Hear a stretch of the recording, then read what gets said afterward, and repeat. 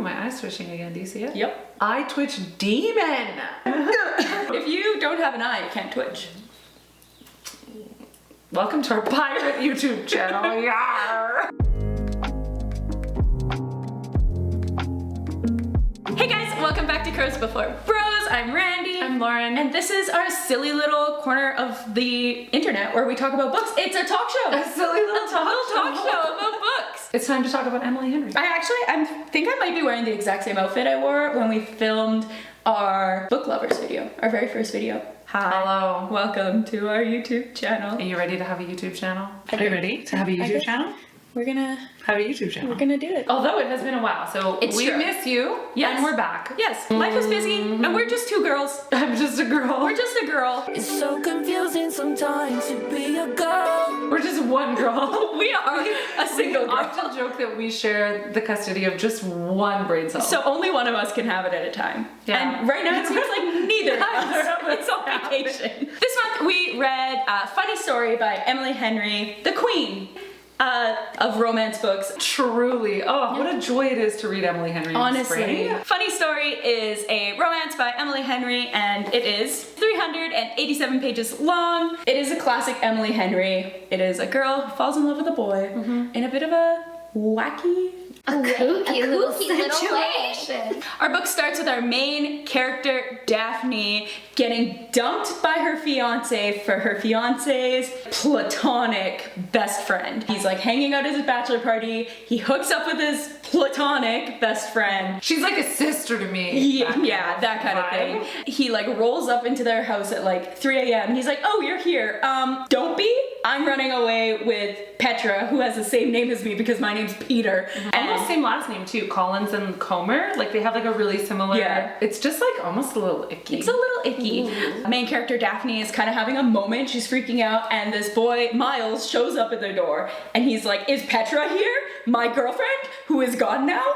And she's like, "Nah, she just took off with my fiance." And they're like, "Dang it!" Daphne has like uprooted her whole life for this relationship. She's moved to a new state. She doesn't know anyone. All her friends are his friends that she worked really hard to try and impress. So she's kind of alone, and she's just kind of like, "Well, do you have a place I could stay for a little bit?" And this is how Daphne ends up moving in with Miles. Fast, sort of wild thing. Yeah. To wind up in the apartment of your Ex-fiance's new girlfriend's ex-boyfriend. One of my first thoughts about this book is like, that's chapter 1. And I was like, this is so interesting. I feel like romance books would like almost build to this a little bit, but they're like, chapter 1, I'm moving in with this guy. I don't know who this is. I was like, certainly Miles is not the love interest. Yeah, because it's really fast. It's right away. Yeah. Leave it to Emily Henry though to write it in a way that feels like real. Yeah. Like real life. I think it's very New Girl. Yeah. Roommate, sudden friends, brought together by the saddest of circumstances. Unfortunate circumstances. And they're both mourning and grieving their relationships while both trying to be like, how do we even support each other in this? Like, we are the only people in the world who would really understand what the other person's going through. Especially from Daphne's perspective, she's just like, I need someone, anyone, to just be a friend to me right now. We follow Daphne on this journey to figure out if she's going to create a home where she is, or if she's going to move away, and what she wants to do with her life, and that very real, like, okay, I've just broken up with the person that I thought I was going to be with forever, and my life is in shambles, and what do I do about it? And she pretty much starts the book being like, I'm out of here. Like, I'm not gonna stay here in this situation, this life that like isn't mine. Yes. And she's like very stubborn and hell-bent on leaving at the beginning of the book. Yes, so her plan is to leave after this readathon she's putting on because she is a children's librarian. It's very cute. She's very, very sweet. She's planning this big event. She's like committed to that event, and she's like the day after that, like, I'm out of here. I think throughout this, we're just gonna have spoilers. This isn't a really plot-heavy book at all. This is like a very character-driven book. Even when plot things happen, it's really about like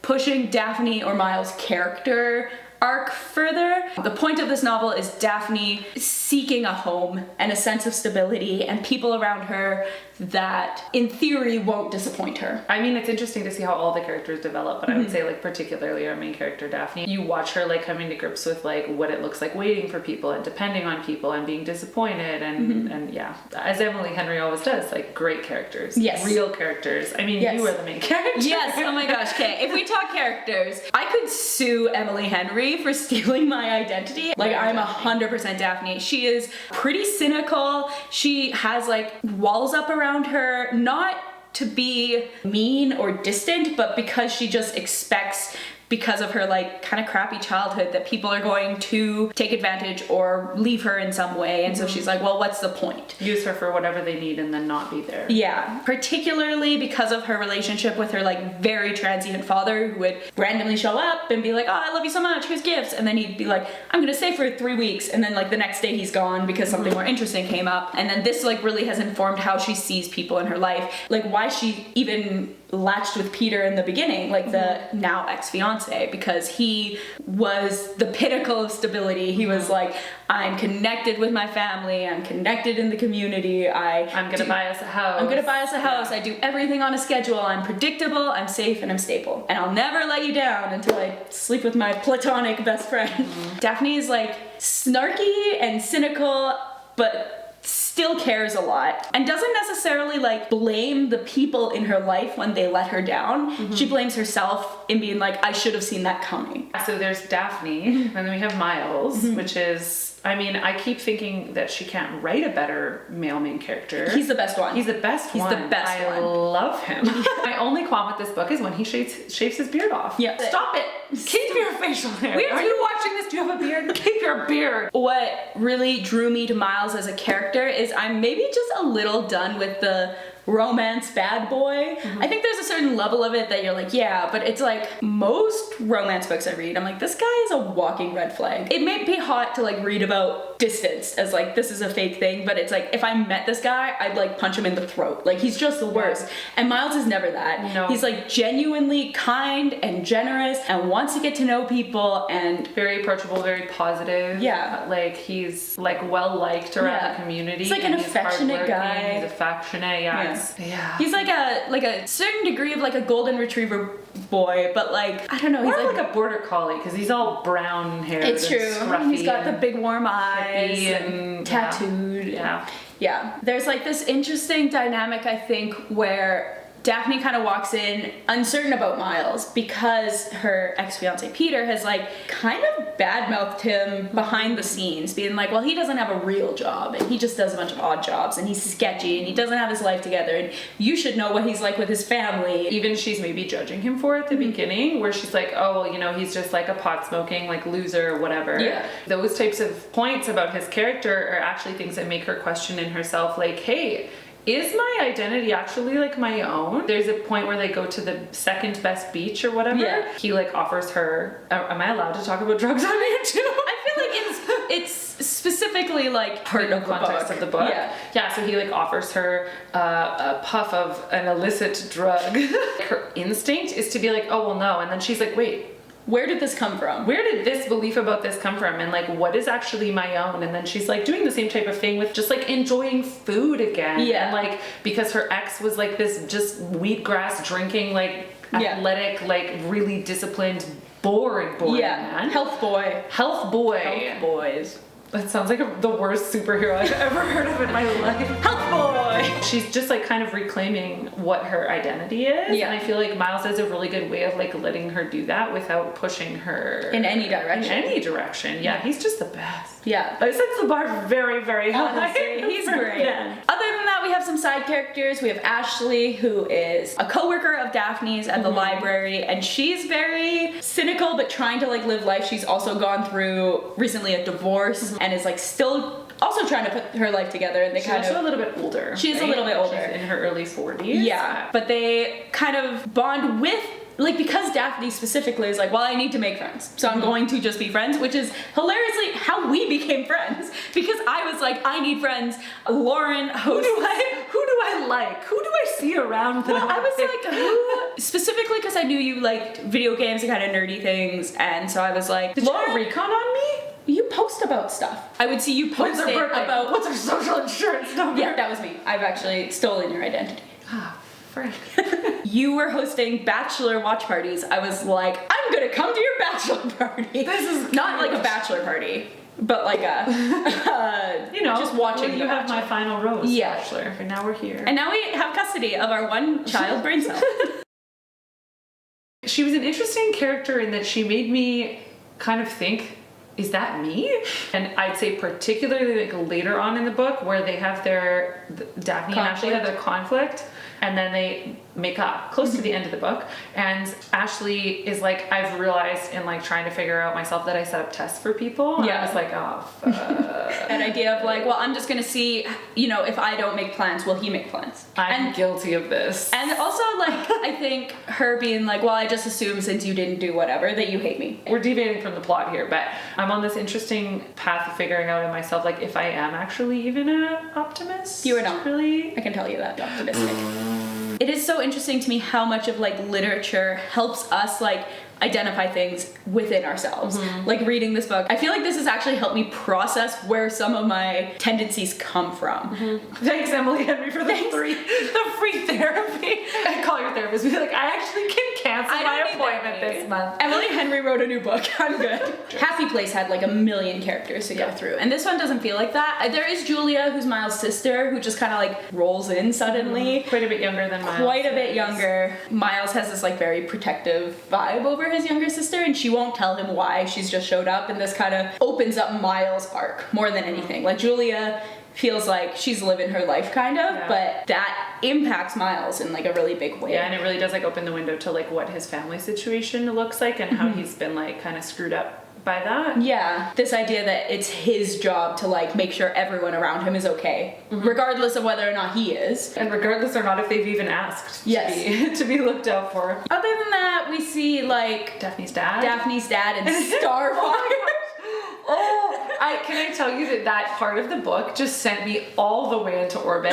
Emily writes in a way that just makes me laugh and feel like a part of it. Yeah. And, you know, when she calls her Daffy and she's like, you know, in all my life, nobody's ever shortened my already 2-syllable name to this like ridiculous and also still 2 syllables. It's just like so goofy, that whole chapter. I was like, oh my gosh. And then obviously like as a Teen Titans fan, I was like, stop. That's literally what I was thinking. Kidding me? I had a very different experience with that part of the book where it instilled a very intense feeling of anxiety within me as somebody. This is your real life experience. I also have a very strange relationship with my dad. The concept of my dad just showing up in the place that I live without warning. With his new wife? With his new wife.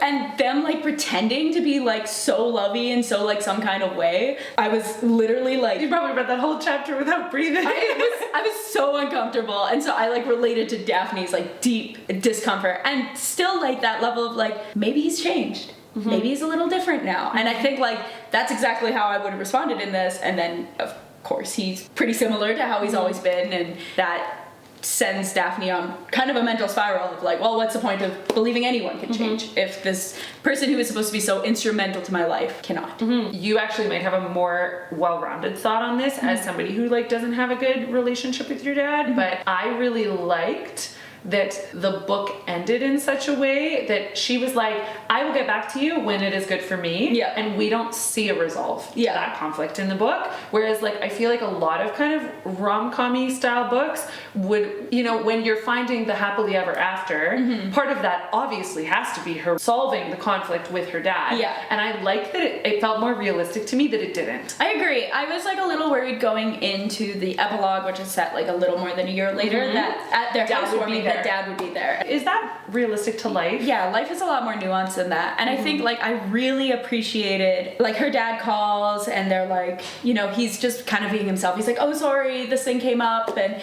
it's okay because you know that I love you and whatever. Well, and she calls him back and she's like, actually, I need to say this. And like, I don't know that. He's so like, doesn't realize quite the impact he's had on her that he actually has the nerve to like chastise her and be like, your guy came up to my, he traveled up to see us and he like gave us a hard time and it really upset Starfire. Yeah. He's so blind to the fact that this is like such a one-sided relationship. Yeah. And then that's when she kind of is like so empowered to be like, you know what, no, actually, I'm finally gonna say what I have to say to you. Yeah. And I really liked that there was no resolve for that by the end of the book. It was just like, you know what, sometimes people are gonna disappoint you. Yeah. I'm learning that not everybody is gonna disappoint me. Or people can disappoint me and still like like we can repair that. And maybe this person who has been instrumental to that belief, maybe I've put all my eggs in one basket, kind of, right? Like I put all of my belief in how people will treat me based on how this one person is treating me. Oh, I was mad the whole entire book at Sadie. Oh, Sadie sucks. Sadie sucks. And you know, I'm petty. So like that was maybe one thing near to the end of the book as well, where she's starting to repair her relationship with Sadie, and I do think that's realistic. Yes. But I'm pettier than that. Like I would have been like, no, because that was her friend first. Yeah. So Sadie was like her best friend. Yeah, we should probably explain. Pre-Peter, pre-fiance Sadie. And then Sadie starts dating Cooper, who's one of Peter's friends. And so then when Peter and Daphne split, Sadie and Cooper like kind of take Peter's side. They're like vacationing together. Sadie is like, well, I don't want to take anybody's side. We love both of you. But then her actions don't reflect that. Yeah. They're all in on Petra and Peter. When Daphne is like repairing that relationship with Sadie near to the end of the book, I was like, I wouldn't do that. It might be instrumental to her healing and just like... I also think that it was like still handled well. It wasn't like she called Sadie and they're like, we're best friends now. It was like, we talked for a while, we talked it out, and we text every now and then. And it's not the same as it was, but maybe someday it will be. Yeah, and maybe it won't. It's like, that was kind of the vibe. Like, it might get back to that and it might not, and like, either way is okay. Like, people can be in your life for a season or in different capacities at different times, and like, I think we're seeing Daphne learn that that's okay. Like, not everybody has to be like always everything to you. Yeah. It was Sadie, and then it was Peter, and then it starts to turn into Miles until that starts to impact the other relationships around her. She has to kind of step back and be like, I keep doing this. It was a good moral to come to, I think, at the end, where she's like, I'm gonna get my own place. And it's like, we obviously see an epilogue in the future. Yeah. I loved that though, because this is a complaint I have about romance books in general, is that it's like, we've been smooching for 3 days, move in with me, and I'm always like, that's insane. So I really appreciated that he was like, you know, come back home, because they've lived together as roommates, and she's like, I need to find my own place, I need to figure out what my spot in this world is as my own like human person, and I can do that alongside you, but not like because of you. The first time in the book where she starts to really examine with a magnifying glass that she doesn't have a super clear identity of herself is when Ashley brings it to her attention, and she's like, you're a wee girl. Yeah. And she's like a wee little lass. I'm a little lad who loves berries and cream. Laughing my butt off every page. Yeah, she kind of realizes, I want to have things that are like a me thing. Yeah, not that a we I thing. like to do this. Yeah, in every Emily Henry book, I think comes down to an ending that feels... I don't know how she does it. Yeah. Actually, Emily Henry, if you're watching this video, tell us. You're the coolest.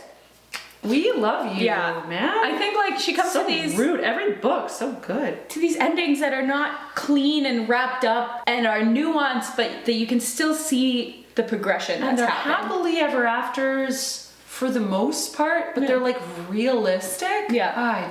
And I mean, we've not had any Emily Henry books that end with a dual engagement and pregnancy announcement, so that's pretty good. I don't think there's anyone in the romance game who's comparable. Who does it the same way with such consistency. Yes. Which is like, I'm sure a really hard, this is kind of like outside of the book and more like the author sphere and whatever, but it's like, that's so much pressure to live up to. Like, imagine putting out, what does she have, 5 books now? 6 books this was now? the 5th. This is 5? Yeah. And all of them so good. Like, what if there's a flop? I can't even imagine. Yeah. Like, I like Allie Hazelwood, but like some of the books are better than others. The trick is that it's like, yes, it is a romance, but it's also like so much about the characters and like how the romance helps them grow, which is like really what romance should be. It should be like pushing each other to grow and challenge each other and celebrating each other and all those things. But like, so many romance books are like, I was unwell and now I met a boy and now life is good. Do you think you could rank them? Like your Emily Henry books? Because I struggled with this. I've been thinking about this the last couple of days. I honestly think Funny Story might be my favorite. And it might be because, one, I'm Daphne, and also Miles is my favorite boy. I recognize there could be some recency bias there. Yeah. If I had to guess off the top of my head right now, my guess would be, from the ones I like the most to the ones I feel Can I less guess your connected. order? Can I say them with you? Okay, your top one is Funny Story, Book Lovers, People We Meet on Vacation, Be Treated, and yeah. I would be, again, there's some recency bias too, I think. And like, well, maybe, but Happy Place is on the bottom for me as well. I liked Happy Place a lot, but it just, all 5 stars. All 5 stars. Like, they're all so good. I have a thing against second chance romance. Second chances? Probably Beach Read Funny Story might be my second favorite. Yep.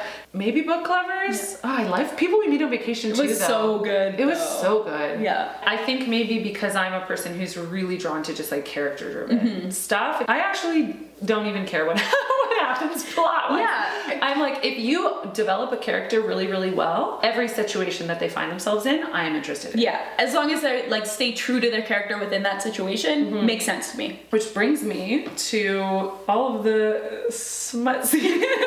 Whoa. I read when they kiss in the truck. On the truck. Or on Against the the truck. truck. In front of the ex-fiance. I was like, They're at the lavender fields, right? Yeah. Peter says something kind of shady to her. Yeah. Something about Miles being like not good enough for her, and like Yeah. he's just like scum or whatever. It's like, Yeah. what are you doing like with this guy, right? And she goes back and she's like, can I kiss you right now? And then Yeah. they're like in each other's mouths. making out, and it's like there's this hint of fake dating in the novel because they get invites to Peter and Petra's wedding, and then he calls and Peter's being super condescending, and he's like, you don't have to come, I'm the bigger person here, you don't have to come to my wedding, but I invited you because I'm so gracious. And she's like, no, it's okay, I'm coming and I have a date. And he was like, well, I didn't give you a +1. And she's like, well, that's because he's already invited on his own. Like, Yeah. Oh man. So now they have to fake date when they run into them, which I'm a sucker for fake dating. I always think it's so good. Well, and when does it not end in them being in love? This book was interesting in its pacing. People We Meet on Vacation and Beach Read and Book Lovers, all three of them. It's like they don't really actually like connect super romantically until like 75%. Slower burns, for Yeah, sure. slower burns. And this was like decently early on. Passionate pretty much right away, then Yes. a lot of self-sabotage in the middle. Yeah, we hit 30%. That's where the truck scene is. It's like a very different pacing than her other books, but it works really well. And it's like, I genuinely buy into the idea that these two like are best friends who like also sometimes accidentally end up making out, but then they're like, I so don't want to lose this friendship that like Yeah. I can't possibly in good conscience like continue this, especially Yeah. because I know I'm grieving, I know you're grieving, Like like going through this really hard thing, and you're the only person who understands, so I'm not willing to like jeopardize Yeah, that. I don't But, want to make you- but my loins burn. I don't want to make you a rebound. In terms of like plot stuff, at the end, Peter and Petra don't end up going through with it. It kind of, they realize that, Peter comes back and is like, I made a big mistake. Like, I just freaked out. and I, Petra isn't the right person for me, but I just like, I blew it because I was like stressed out. Also, and when he's whatever. like, I knew a week after leaving you, and then Daphne's like, before you sent out your wedding invitations, like, yeah, like, so you were just gonna go through with literally getting married for your pride? She gets like to be finally unhinged, and I was like, yeah, you Yes. go girl, because she finally is just like, you know what? I'm gonna say what I need to say. yeah. Something I appreciated about both that and the scene where she confronts her dad. The book is very upfront with the idea of like, she says these things and she needs to say them, they're important, but it's not like that healed the situation for Yeah. her. I think in that section of the book where she's confronting Peter, it specifically says like, I don't feel better having done it, but I needed to do it anyways. I love that because I think like sometimes you do have a moment of catharsis where you're like calling someone out for being the worst, but sometimes you are genuinely like, well, that didn't help. I don't feel any better, even if it was something that had to be done. Something I appreciated about this book is that Petra is never villainized. People can be like, she's making bad mistakes and like she has these character flaws, but she's never like, well, that's the girl who whatever. Like people still generally like her, and like really it's Peter's like stupidness that has kind of caused this. Not that Petra is blameless, but I think like so many other books would have just been like, well, that's a stupid other woman, bitch that yeah. stole my fiance, and that's not how Emily Henry like handles the women in her story, even when the women are antagonistic to our main character. And I really appreciate that because Totally. I think it's easy to fall into the But I also cattiness. think in real life, like I know that I'm definitely the villain in some people's story, and that doesn't mean that you are like a literal evil person. the way that Emily Henry writes is very like, it humanizes everybody a lot. Even at the end of the book, like you don't even really hate Daphne's dad. Like you don't even super hate Peter. Yeah. You just kind of view him as like kind of an idiot. Yeah. He did a bad thing, but it's like not necessarily out of like evil intent. It's just kind of like stupid, panicky human Yeah. intent. Do you have a favorite quote? The obvious answer for the favorite quote, because it's like the quote that you can stick on your Instagram and whatever, is like a cynic is a romantic who's too afraid to hope. I think you can see this idea of like, I am cynical because it's like too painful to not be. But I think the quote that reflects that even better, I wrote down, I tempered my expectations, packed them tight into bricks, built a fortress to protect me, but keeping every glimmer of hope out has isolated me too, and I want to be seen, I want to be loved, I want to live with the hope that things can get better, even if in the end they don't. And I think that was something that really spoke to me as somebody who for a really long time was just like, I'm gonna hold everybody at an arm's length because then I don't have to be open, I don't have to be vulnerable, and I don't have to be let down. It's like, yes, you've built this wall around yourself, but surprise, now you're alone. She has like a super strong way of like making you feel what the characters are feeling. Yes. Like I feel like even some of the little descriptions of how Daphne was feeling, like there's like one part, just as an example, something happens between her and Miles, and she describes herself as feeling like a 2 liter of pop turned upside down and like shaken up, like just like bubbling, like fizzing with like anticipation or whatever else. And I think like there are so many examples of that. It's very visceral. It's very visceral. Yeah. I highlighted a lot of quotes in this one, partly because some of them are like, this is hilarious, I'm pretty sure I've said this, like Daphne's wardrobe being like all cream and beige.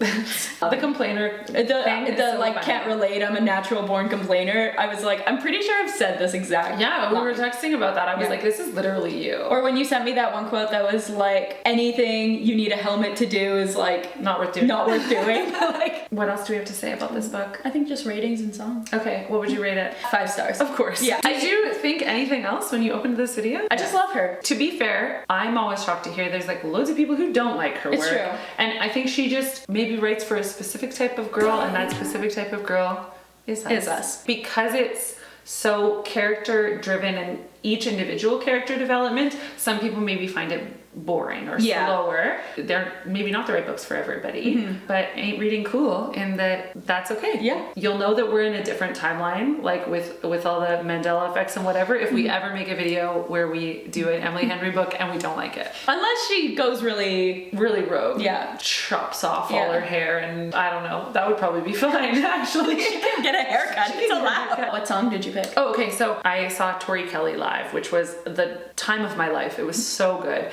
But she had an opener called Zynadelphia. Okay. And I initially was looking for a song that she sang at this show called Zinfandel about her crappy ex-boyfriend. Yeah. She like, as she was singing it, she dedicated it to her ex-boyfriend. Also like with the wine kind of infused, I was like, that's the perfect fit, but it's not released yet. So I was like kind of toying through her other stuff because I was like, I think this is the right vibe. And there is a song called Underdog by Zynadelphia that is the one that I chose. And it's like, what an awful feeling not being wanted. I'm gonna be something someday you can't let yourself press pause on. Maybe I don't work hard enough, but baby, there's no better motivation than you giving me up. Like it's Nice, it's good. It's really good. And Yeah. I think that it like vibe wise of the song, I feel like it really fits into how she feels sort of separating from this life that wasn't Hers to begin totally with. hers to begin with. Yeah. So it's a good song. Nice. Really good song. What did you choose? Okay, I was really torn between 2 songs. I almost went with Lost the Breakup by Macy Peters. I'm instead going with How Do I Tell You by Lizzie McAlpine. I'm a little scared you'll leave even though you tell me you won't. I'm scared of being someone you're scared to love. You don't talk the way he did. You don't say the things he did. I'm not who I was back then, but still. How do I tell you that like I want this, but I'm scared of it? Like, I thought it was just like a very That's good. really good. Other than that, that's all. Yeah. What else have you been up to? So for reading wise, I am currently reading The Well of Ascension, which is the second Mistborn book. Other than that, for books I've really liked recently, I read The Mountain in the Sea by Ray Naylor, and I loved it. It was so good. It's like sci-fi, and it's kind of about these octopus that like gain consciousness, but it's more about like what is communication and what does it mean to be human. It was very, very interesting. I love that. I super loved it.